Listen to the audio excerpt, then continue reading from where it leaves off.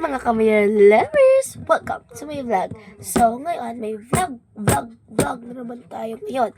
So pasensya na hindi ako nakapost and I have something right here.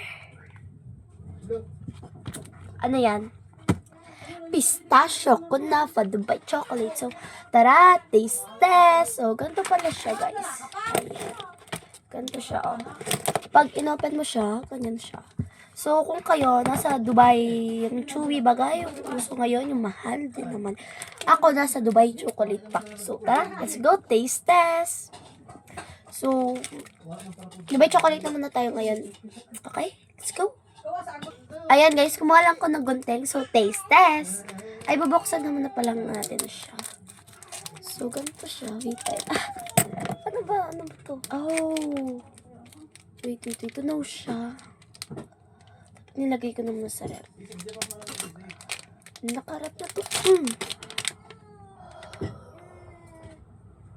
Wow, ganyan yung texture niya. Iti-taste ko na muna siya. Let's go. Guys, ang lagkit niya ay ang pulot siya. So, let's go. Open natin siya. Wow, ang ganda. Ay, ano kayang lasa na ito? So, tara, taste test. Ibibigay ko lang ito kay Papa. Excited yun eh. Oh, wow, ang ganda niya guys. As in. Wait lang. Ang hirap. So, bibigay ko naman ito kay Papa. May ubo pa ako. Guys, ang sarap niya. Mawawalan ang gano'n magkakain. Bahala ka mo. This time from Dubai talaga. So, ayan. Nag-aaway na naman sila. Nagbablog ako mo.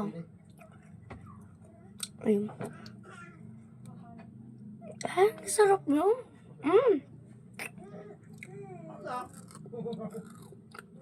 Ang crunchy.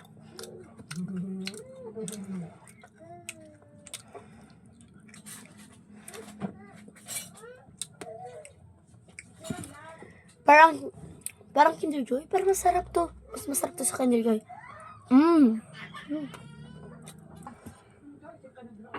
Ayan. Dubai chocolate.